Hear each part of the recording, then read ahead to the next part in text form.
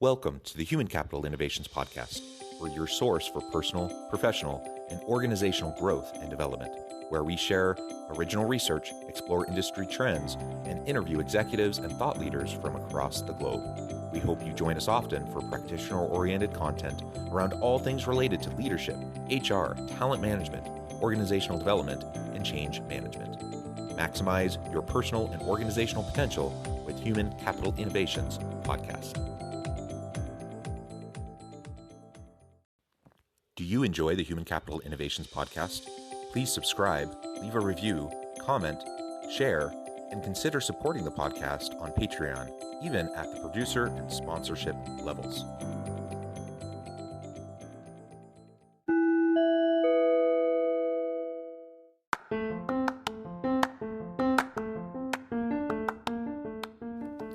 Welcome to the Human Capital Innovations Podcast. In this HCI podcast episode, I talk with Mark Lewis about promoting cultural change through developing stronger personal and organizational awareness.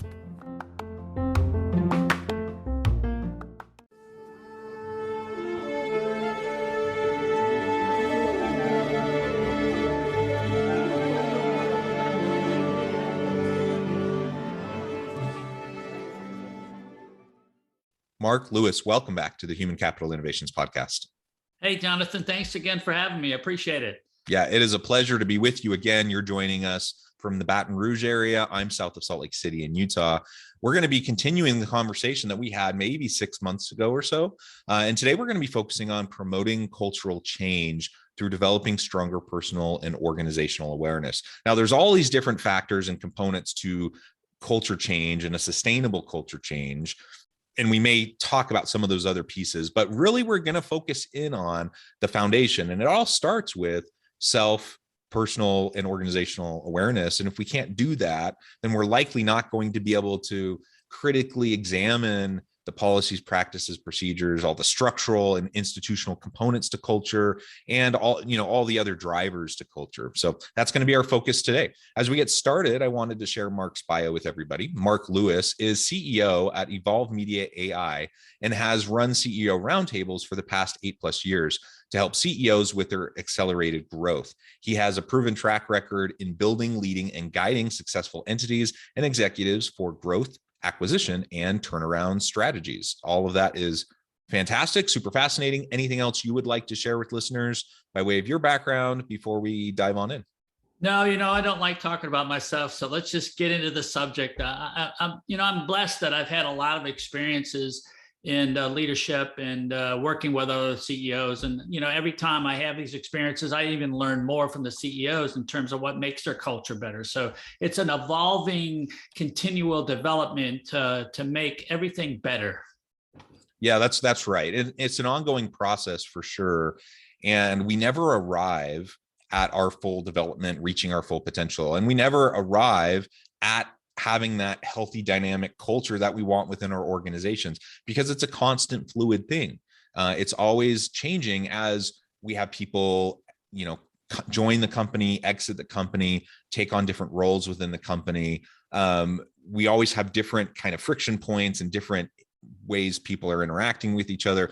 All of that leads to the need for continual self-renewal of the organization and its culture. And so we just have to pay continual attention to it. I know that's frustrating for people because they want to be able to set goals and targets, and they want to, if they're going to invest in this, they want to be able to show outcomes, and they want to be able to say, look what we did, we accomplished this, now we're ready to focus on the next thing. And while you can do that, I suppose to a certain extent, if you're not making a sustained, continuous effort towards having the type of culture that you want within your organization, inevitably a culture will emerge or adapt or shift. And it usually is not going to emerge, adapt, or shift in a healthy way. It's usually going to take the path of least resistance, and it's going to follow unhealthy kinds of attitudes, mindsets, behaviors, etc. And so if we want to maintain and sustain a really healthy dynamic culture, it just has to be something we're continually focusing on weekly, monthly, yearly, that we make it a part of the institution, the organization, through various mechanisms. And like I said in the intro, all of that starts with understanding ourselves, understanding our team, understanding the organization, and it all comes down to awareness. You know, you make really good points here. Most people, especially in leadership roles, the critical point on all this is that everybody has value and everybody wants to be considered of value to the corporation. So what can a CEO or leader do to enhance that value and make them feel like they're part of a culture, part of a team that all works together? And because everybody has different personalities, then you have to adapt your personality to fit what that person is. So it's really critical to continue to engage with the team on an ongoing basis, and each one individually, to enhance that value and let them know that they're a critical part of the company. And that's kind of a tricky part sometimes, a tricky play to be able to understand that and go forward. But once you accomplish that and everybody gets and feels like they're part of a culture as a team, then the value of the corporation and the growth of the corporation exceeds what you typically what your expectations would be. Yeah, absolutely. And again, if we're talking about value, I think of it in terms of belonging. So we don't need to get into the DEI and belonging kind of conversation for today, but regardless of what our focus is of the organization, we want engaged, satisfied, productive, effective, innovative people, right, within our teams. Right. That's what every organization wants. That how do you get that? Well, you get it through an inclusive and a belonging culture. If people don't feel like they belong, meaning that they really are needed, wanted, valued, that they have opportunities to contribute regularly, and that their contributions are valued, that they're actually seen, heard, considered, and that they have a chance to contribute in meaningful ways. If they don't feel that way, people will not be engaged. They will rapidly disengage. They will go through withdrawal cognitions. They will start to look for jobs at other places. And you're going to be victim of the great resignation. People are going to go somewhere else if they don't feel valued, if they don't feel like they belong. And so even if we're not getting into the diversity, equity, inclusion side of the equation, even if we're just talking about innovation and engagement, belonging is so important. It's all built upon this sense of value. Do I feel like I'm valued within the organization? And that perhaps is one of the most important cultural components that we can really try to infuse within our teams. You know, Jonathan, everybody wants to be loved and they want to love. And when you think about it, what can a leader do to enhance the fact that they're inclusive? And one of the best things that I think are typically is neglected is what I call the attitude of gratitude. Many times we don't show appreciation towards what an employee does. If they go outside their normal realm of work responsibilities, how do we appreciate that? How do we show that gratitude? When people feel like they're being appreciated, they're going to perform more. They're going to be motivated more. And it's simple little things like getting a $50 gift card. Say, hey, you went beyond the call of expectations. This is what we really appreciate that. Customer is very satisfied. Simply sending an email or a thank you or shaking their hand or recognizing them in a team meeting on a quarterly basis. Here are the people that went up beyond the call of duty. All those sense of appreciation, attitude of gratitude is really a key component in showing how a culture can develop. Yeah, absolutely. And so again, there's so many different ways to go about reinforcing this, to promote it, to sustain it. We're going to focus the rest of the time today on really exploring what we can do in terms of fostering personal and organizational awareness, so we can start that process. Because if I'm not self-aware, it's going to be really hard for me to be in tune with myself enough to be authentic and genuine with my team.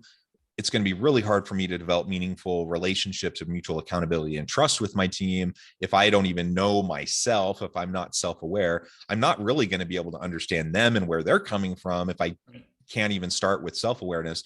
And then as a team, as an organization, we have to learn how to be organizationally aware. We have to learn how we can pay attention to what's working, what's not working, what is healthy, what's unhealthy, all of those sorts of things. So let's start with the personal individual component first. What are some of the things you've seen either through your CEO roundtables, your coaching and your consulting work, or just your experience in organizations? What have you seen in terms of what works well, what doesn't work well, and what you would suggest to executives in terms of how to foster this personal awareness? I'll give a good example. I was recently brought into a corporation where they were having some cultural issues and they were having some developmental issues. And I went back and looked to see what kind of structure or rhythm they had in place. What were they doing for their employees?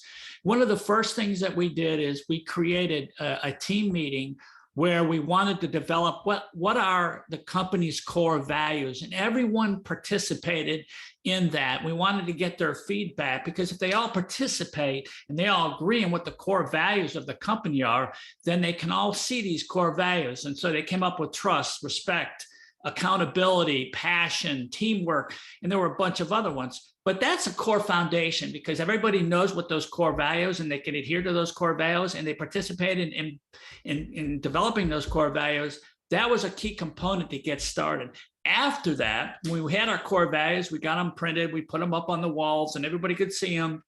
The next meeting we had was, okay, we want people to identify the people within the organization who demonstrated these core values.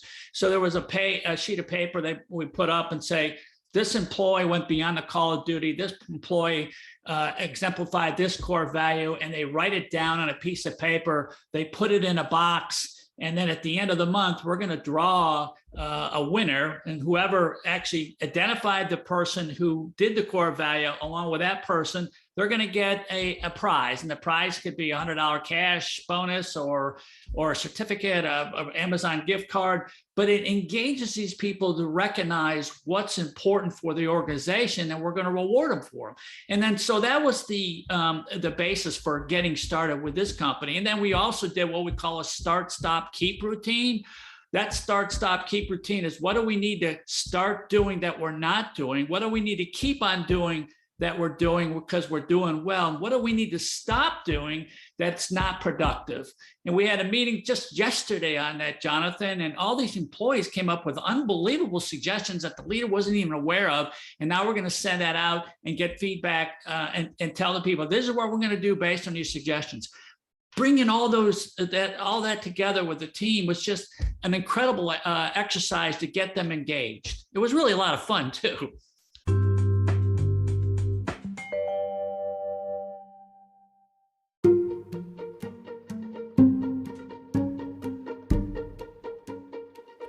Welcome to the Human Capital Innovations Academy.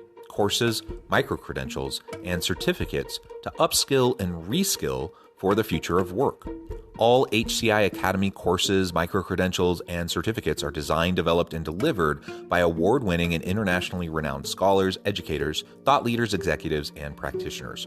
Our courses, micro-credentials, and certificates will help you make your mark on the future of work and make an immediate impact in your organizations. Check out the HCI Academy and our many course offerings and certificates to upskill and reskill for the future of work.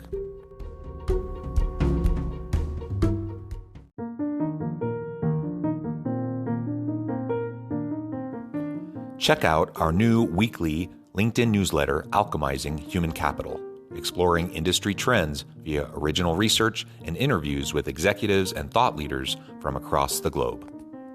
We look forward to having you join us.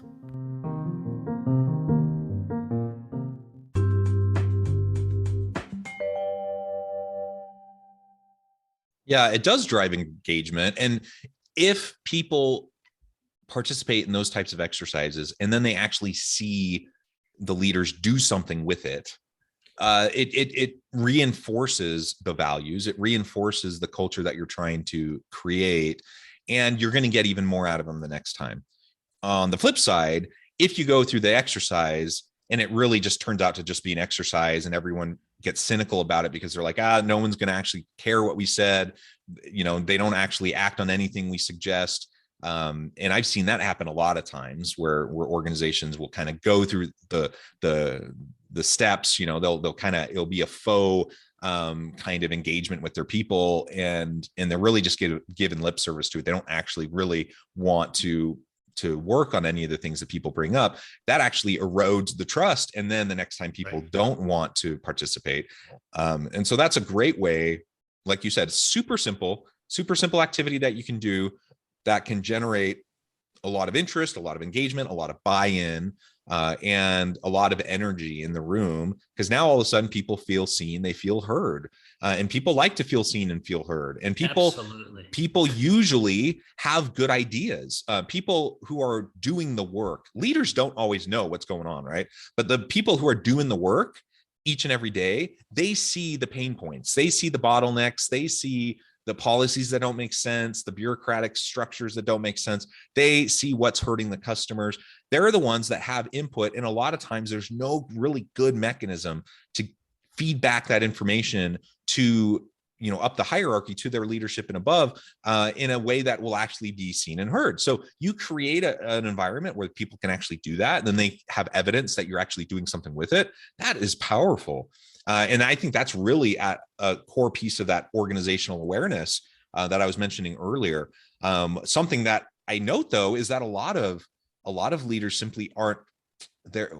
How should I say? They're not secure enough to ask for that kind of feedback.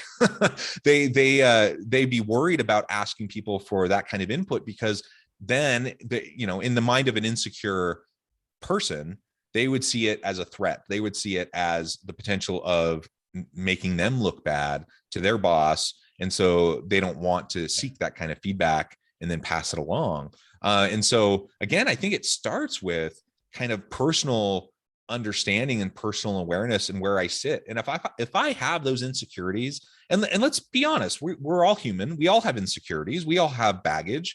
We all have, things that we struggle with. And so it's not like me pointing fingers saying you're this horrible, arrogant, insecure person. I'm just saying, like, be aware of your tendencies, be aware of your biases, be aware of, those things that might be shaping the way you're interacting with your team. And if you can recognize some of your insecurities, then that's the first step. That's half the battle. Then you can actually be proactive about taking steps to counteract perhaps some of the potentially negative things you might end up doing, sometimes inadvertently, right?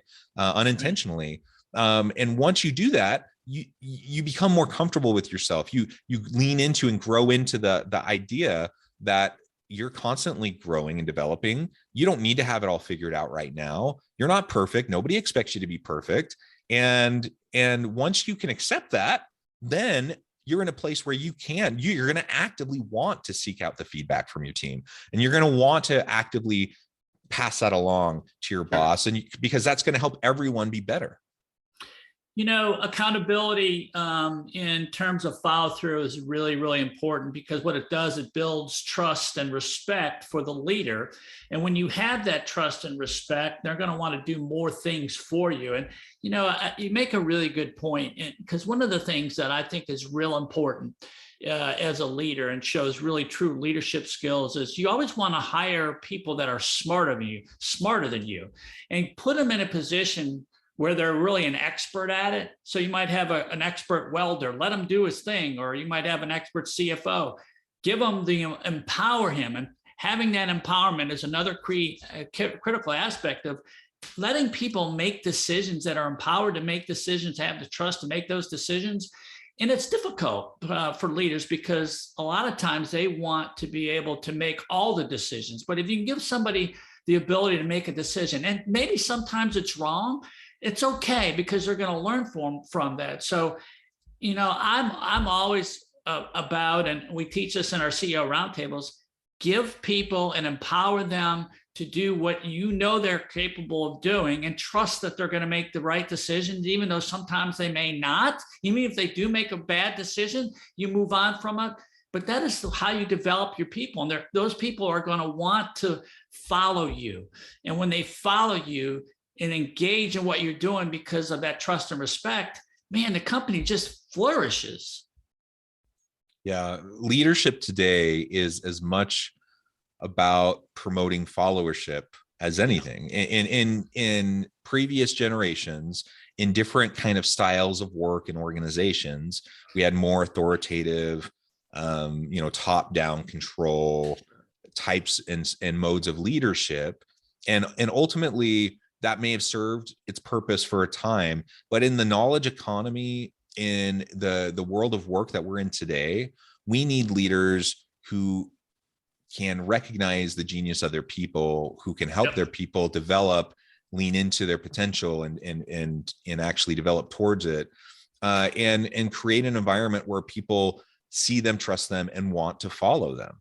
Right? People don't want to follow. I mean, in certain circumstances they do, but most of the time people don't want to follow an authoritative, carrot and stick kind of fear-based leader.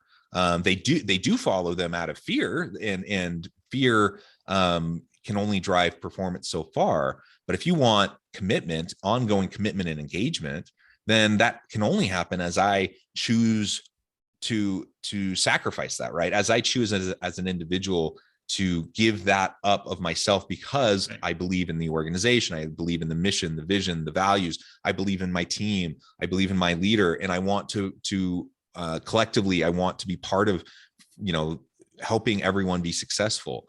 That is commitment, that is engagement, that is the type of environment where people will lean into innovation. And that's what organizations need in the modern world of work, and particularly as we move into the future of work. And if we can't get there, if we get stuck in the old kind of mentalities and approaches towards leadership and people management, we're going to lose. We're going to lose out in the marketplace, because we're not going to attract and retain the greatest people, because they're going to want to go work for these other dynamic organizations with dynamic cultures. Now, don't get me wrong, the grass isn't always greener, and every organization needs to work on their culture. I don't know of any organization that has it all figured out. Even the ones we cite as like being really great examples, they're still working on it. One of the reasons why they're great is because they understand they have to continue working on it. And the reality is, you're going to be frustrated in your current job for a variety of reasons. And if you go somewhere else, you're probably going to be frustrated there for a variety of reasons. That's just part of the game, right? But if we're not making a good faith effort, our people can see, and they understand and recognize what the organization is trying to do, what their leaders are trying to do by way of healthy, dynamic culture. And if they don't see positive movement and they don't see effort, you're going to have people leave, and then you're going to lose all your best people. You're kind of seeing that right now with the Russian-Ukraine situation. The self-centered leadership is becoming a big issue, and the whole world is rallying around it. But, you bring up a really good point in terms of being selfless versus selfish. When you become selfish, people don't want to typically be around those people who are ego-driven. I got to take credit for everything. And if there's a response, if it's a problem, then it's their fault, not my fault. A good leader gives credit to everybody else. And if there's a problem, then he takes the fall for that. So, having the ability to admit a mistake and not blame other people is a tough leadership trait to develop. But it's really an important piece on that, because it shows the respect that you want to get from your employees.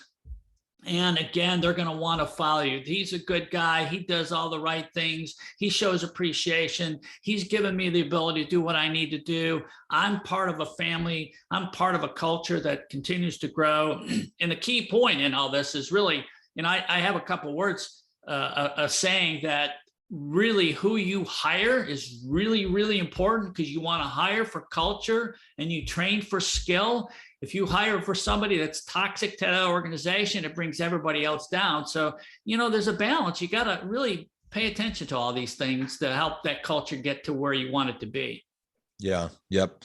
Mark, it has been a pleasure. I note the time. I'm going to have to let you go here in a few minutes, but this has been a fascinating conversation. Before we wrap up today, I wanted to give you a chance to share with listeners how they can get connected with you, find out more about your work, and then give us a final word on the topic for today. Thanks. I appreciate it, John. It's always great to be with you.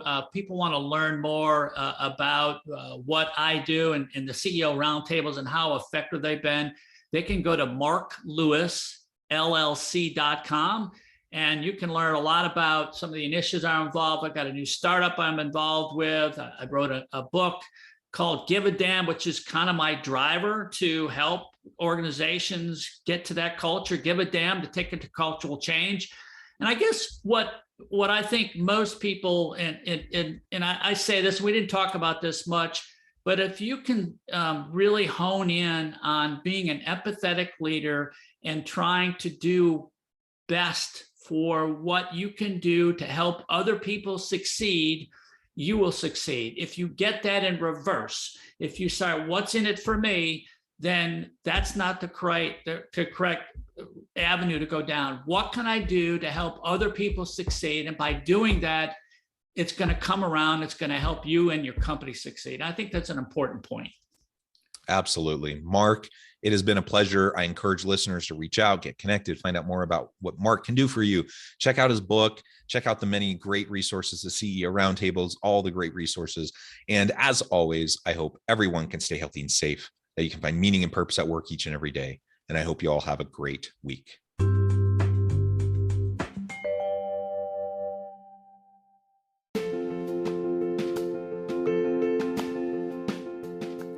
Bluer Than Indigo Leadership, the journey of becoming a truly remarkable leader. Early in my adult life, I learned about an Asian proverb that translates as bluer than indigo. If you think about the color indigo, it is a brilliant, deep, and vibrant blue, what some would call the bluest of blues. To have something that is bluer than indigo is rare and truly remarkable. Contrary to popular myth, there is no one-size-fits-all or cookie-cutter approach to effective leadership. There is no silver bullet, no secret sauce, no go-to model that will solve all of your problems. The truth is, great leaders have all had their unique strengths and flaws, and have all had to discover and then pave their own distinctive path in their life's journey to fulfill their leadership potential. Bluer Than Indigo Leadership will help you discover your own path and explore those ordinary, everyday actions that will help you respond to an uncertain future and produce extraordinary results for your individuals, teams, and organizations.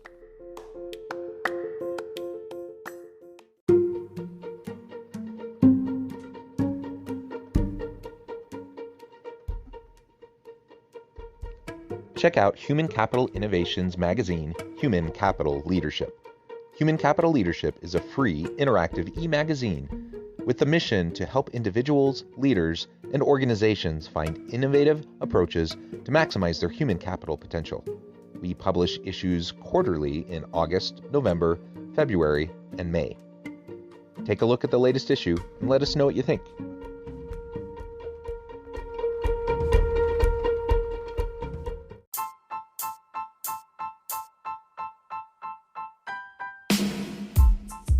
The alchemy of truly remarkable leadership. Ordinary, everyday actions that produce extraordinary results. Consider how the nature of work has shifted over the past 50 years. With increased globalization, rapid technological advancement, and the shift in economic composition, the average job of today looks very different than the average job of 50 years ago. What will the jobs and organizations of tomorrow look like? Moreover, what does this all mean for organizational leaders? What are the core competencies and capabilities of organizations and their leadership that are prepared for continued disruption and geopolitical and socioeconomic shifts? Regardless of what the future holds, increasingly, leaders need to be socially minded, data-driven, decisive, champions of talent, and disruptors of the traditional notions of leadership, teams, organizations, and work. The alchemy of truly remarkable leadership will help you to explore your own leadership competencies and capabilities and consider ways to apply and implement them into your workplace and personal life.